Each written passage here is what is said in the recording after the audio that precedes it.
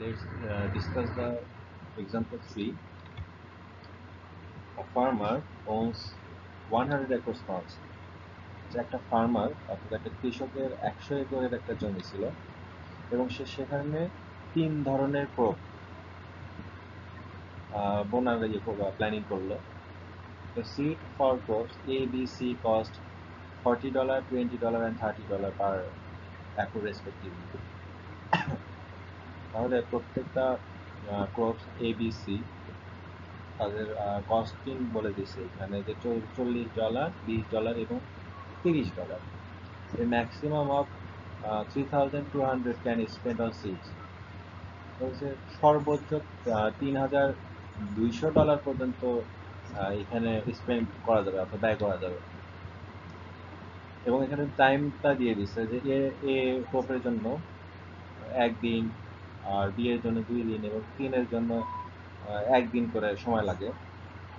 এবং এটা অবশ্যই 160 দিনের মধ্যে করতে হবে।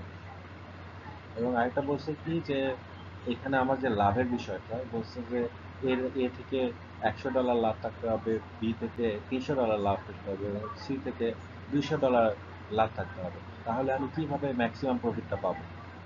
তো শুরু করা যাক। যে এখানে বলছে যে let x1 is equal to number of acres of crops A planted, অর্থাৎ এ ক্রপটা কত একরে আমরা প্ল্যান করছি সেটা, x2 B planted, x3 C planted. আচ্ছা, এখানে আমি ম্যাক্সিমাইজ এটার মান পাচ্ছি।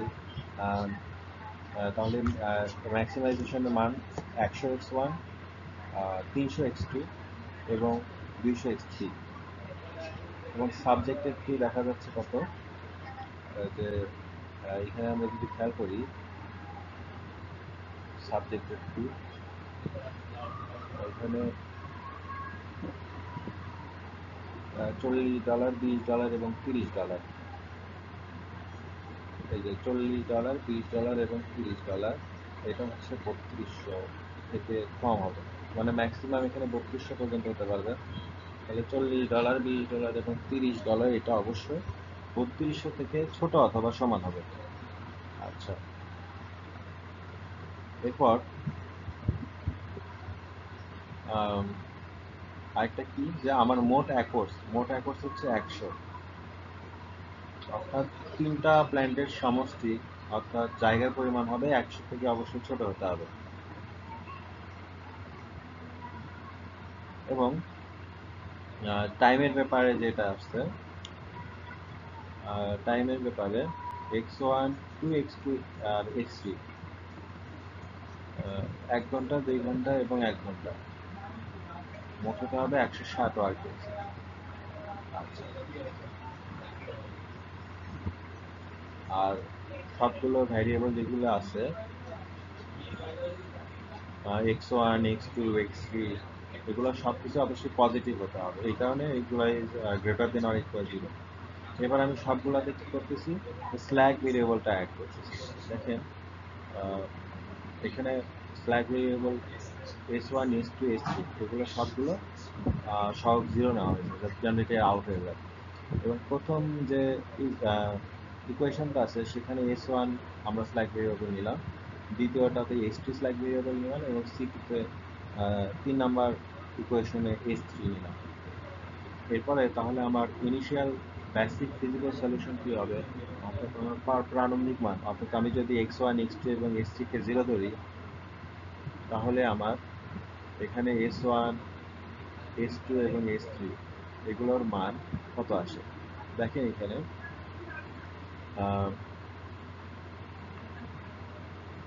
এখানে যদি এই পুরোটা আমরা 0 ধরি তাহলে s1 এর মান আসে 100। অনুরূপভাবে আমরা যদি এই পুরোটার মান 0 ধরি তাহলে s2 এর মান আসে 3200। এই যে 3200, ঠিক সেম প্রসেসে এই পুরোটা যদি আমি 0 ধরি তাহলে s3 এর মান আসে 160। আচ্ছা,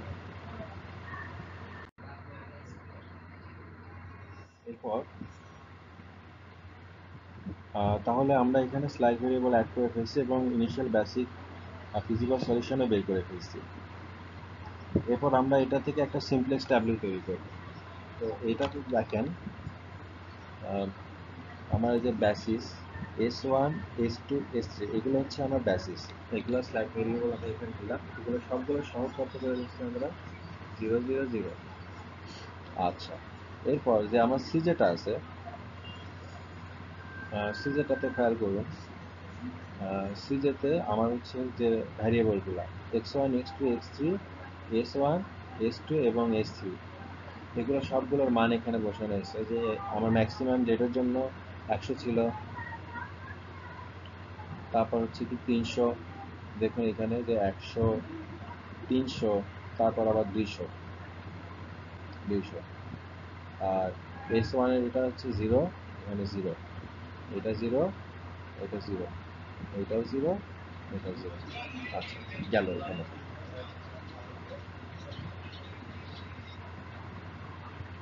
এরপর আমার যে প্রথম ইকুয়েশনে x1 এর সহগটা হচ্ছে কত?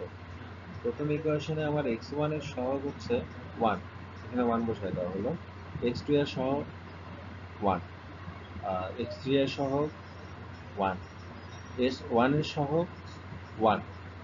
আচ্ছা, এগুলো সহগ নাই, সো এগুলা 0। তাহলে এইভাবে আমরা প্রথম ইকুয়েশনটা বসালাম। এরপর দেখুন আবার সেকেন্ড ইকুয়েশনে সেম প্রসেস। সেকেন্ড ইকুয়েশনটাতে দেখা যাচ্ছে কি যে এখানে x1 এর সহগ হচ্ছে 40, এখানে দিলাম 40, x2 20 20 30 30, s2 1, বাকি সব 0। আচ্ছা, অনুরূপভাবে আমরা সবগুলো এইভাবে বসালাম। সবগুলো বসানোর পরে আমার কনস্ট্রেন্টগুলোও কিন্তু পাশে বসানো আছে। দেখেন আমার যে কনস্ট্রেন্টের কথা বলা হয় নাই, কনস্ট্রেন্ট যে 100 ছিল সেই 100 এখানে, 3200 3200, 160 160। আচ্ছা, গেল। এখন আমরা এই মান থেকে আমরা আমাদের জেড জেটা বের করব। তো জেড জে বের করার রুলসটা কি? জেড জে বের করতে গেলে এইটা গুণ এইটা প্লাস এইটা গুণ এইটা প্লাস এইটা গুণ এইটা। আরেকবার দেখাচ্ছি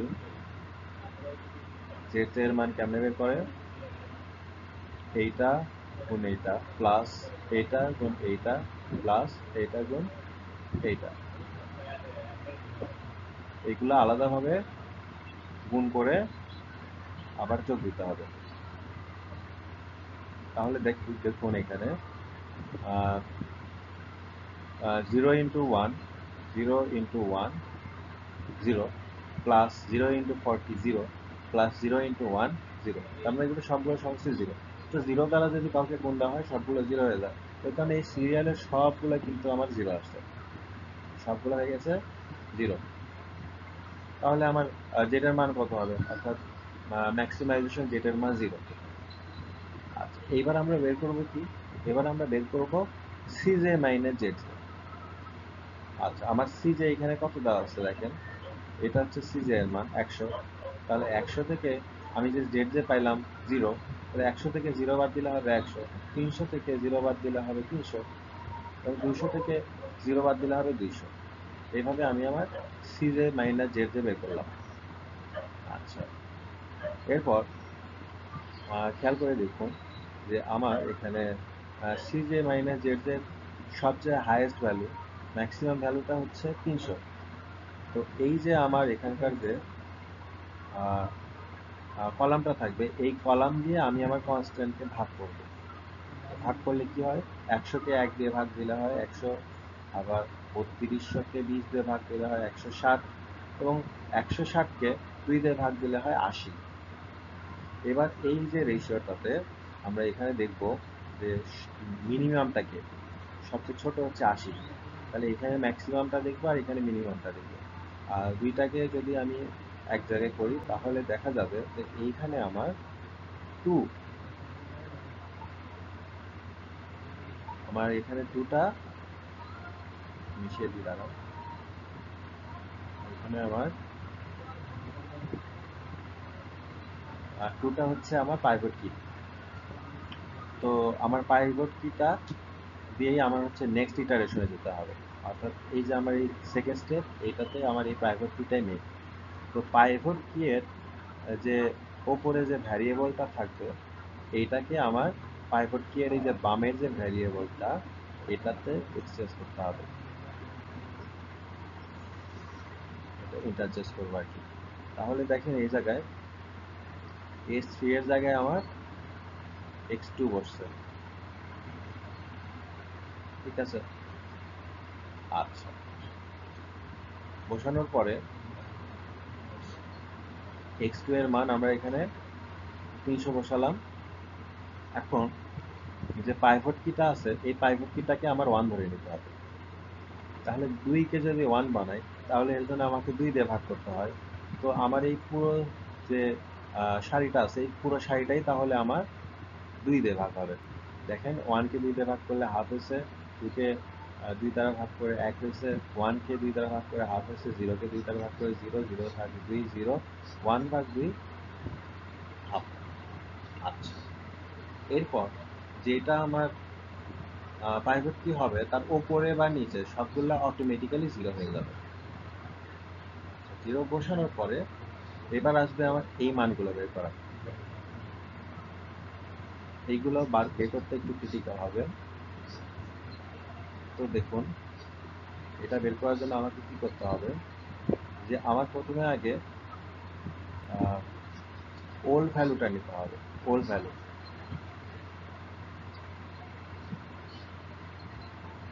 ওল্ড ভ্যালুটা নিতে হবে, মাইনাস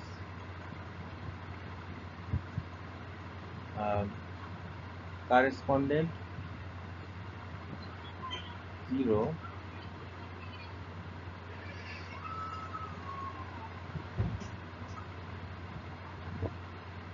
ইন্টু কারেসপন্ডেন্ট কি কলাম ডিভাইডেড বাই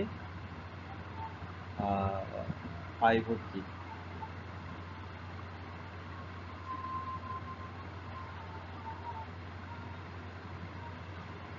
তো দেখেন এখানে কারেসপন্ডেন্ট 0 ইন্টু কারেসপন্ডেন্ট কি কলাম ডিভাইডেড বাই পাইভট কি। এটাকে আমার ওল্ড ভ্যালু থেকে বিয়োগ করলে আমি পেয়ে যাব কি আমার নিউ ভ্যালু।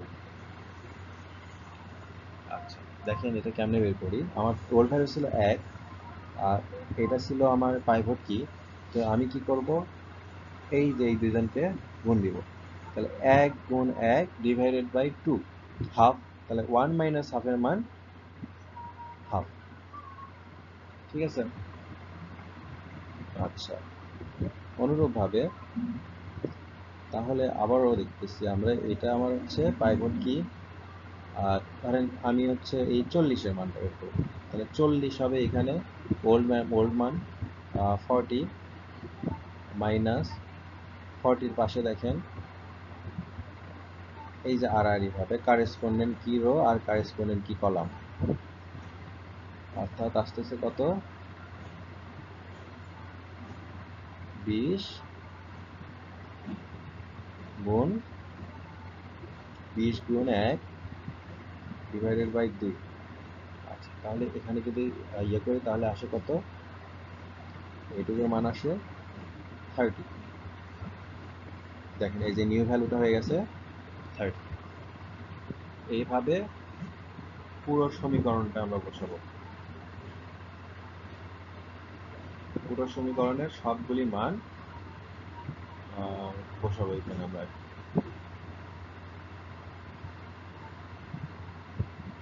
বসানোর পরে তাহলে আমরা এখন দেখতেছি কি, সবগুলো মান বসানোর পরে আমার জেড এর মানটা বের করতে হবে। এই আগের প্রসেসে জেড কেমন করে বের করব, এই যে এইটা গুণ এইটা যোগ এইটা গুণ এইটা যোগ এইটা গুণ এইটা।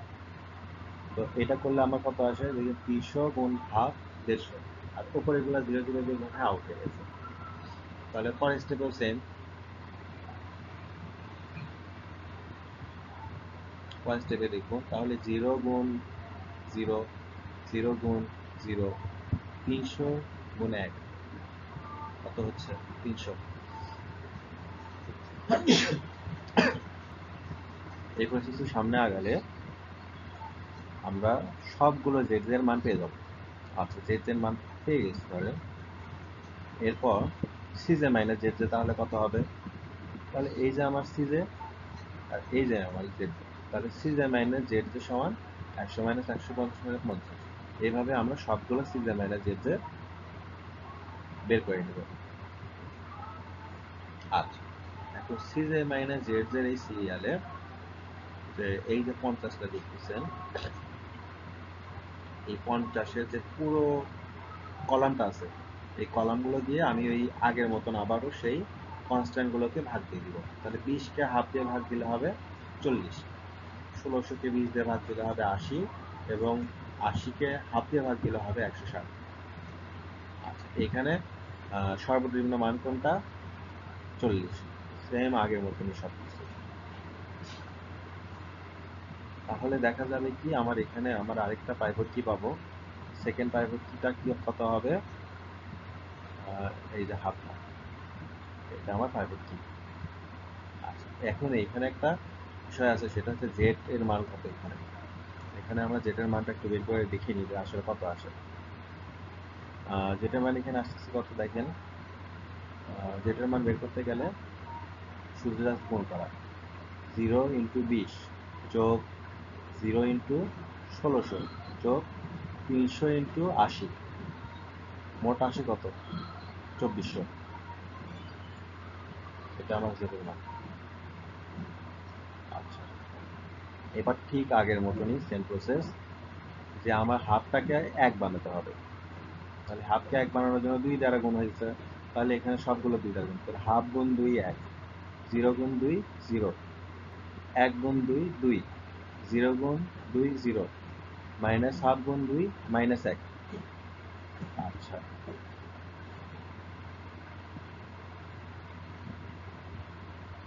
এখন আবারও সেম প্রসেস। দেখেন এখানে এই যে আমার এটা হচ্ছে পাইভট কি। এখন আমরা এখানে নিউ ভ্যালু ইনপুট করব। আগে বলছি যে যেটা হচ্ছে পাইভট কি এর জায়গাটা, এখানে সবগুলো কিন্তু অটোমেটিক্যালি 0 হবে, ওপরে বা নিচে। ওপরেও খেয়াল করে দেখেন, আমরা এখানে অটো এই যে 0 বসেছিলাম এগুলা। আচ্ছা, এরপর তাহলে আমাদের এখানে ধরেন আমরা এই যে এখানে এই মানটা কেমনে পাইলাম? তাহলে আমার ওল্ড মান ছিল কত? 30 মাইনাস, আচ্ছা, কারেসপন্ডেন্স কি রো আর কারেসপন্ডেন্ট কি কলাম, এই যে এটা হচ্ছে কারেসপন্ডেন্ট কি রো, কারেসপন্ডেন্ট কি কলাম। তাহলে এই দুজনকে আমি গুণ দিব। তাহলে 20 গুণ হাফ, হাফ গুণ 20 ডিভাইডেড বাই কত? আমার পাইভট কি এর মান কত? হাফ। তাহলে এই হাফ আর এই হাফ কাটা, তাহলে 30 মাইনাস 20 কত? 10। দেখেন এখানে 10 আসছে। এইভাবে আমি সবগুলো মান বের করে ফেলব। করার পরে দেখেন এখানে তাহলে জেড এর মান কত? আবারও সেই সেম প্রসেস, এইটা গুণ এইটা, এইটা গুণ এইটা, যোগ এইটা গুণ এইটা। তাহলে এগুলো সব 0 হয়ে যাবে। 200 গুণ 1 200, সেম, সবগুলো সেম। এইভাবে আমরা জেড এর মান বের করব। এবং আবারও সেই সিজে মাইনাস জেড, সিজে মাইনাস জেড এর মান 100, 300 মাইনাস 300 0। এভাবে আমি সবগুলো সিজে মাইনাস জেড বের করলাম। করার পরে দেখতেছি কি, যে আমার সিজে মাইনাস জেড আর স্ট্রিক্টলি নেগেটিভ, অর্থাৎ সবগুলো মান নেগেটিভ আছে, 0 অথবা নেগেটিভ আছে, কোনো পজিটিভ মান নাই এখানে। তো আমাদের এই ম্যাথটা, এইটা রেশিওটা কন্টিনিউ করতে হবে যতক্ষণ না এখানে -100 এবং 0 আসে। তো দেখা যাচ্ছে কি, যে সিন্স অল সিজে minus Z is less than or equal 0, so this is the optimal W, অর্থাৎ এইটাই সর্বনিম্ন মান। Therefore, the optimal solution set is as follows. তাহলে আমরা x1 এর মান কত পাচ্ছি দেখেন, এখানে আমাদের কোনো x1 নাই, থার্ড ইটারেশনে কোনো x1 নেই, তার মানে x1টা আমার অটোমেটিক্যালি 0 এবং x2 আছে দেখেন, এখানে আমার x2 আছে, তো x2 এর মান দেখেন কত, x2 এর মান হচ্ছে আমার 60, আবার x3 এর মান x3 এর মান হচ্ছে 40। সুতরাং maximal z is equal to কত হবে দেখেন, 200 ইন্টু 40 যোগ 0 ইন্টু 800 যোগ 300 ইন্টু 60, মোট 2600। এটাই হচ্ছে আমার সর্বোচ্চ মান, সবচেয়ে বেশি লাভ এটা। So this is the unique solution because all non-basic variable related net evaluation are strictly negative.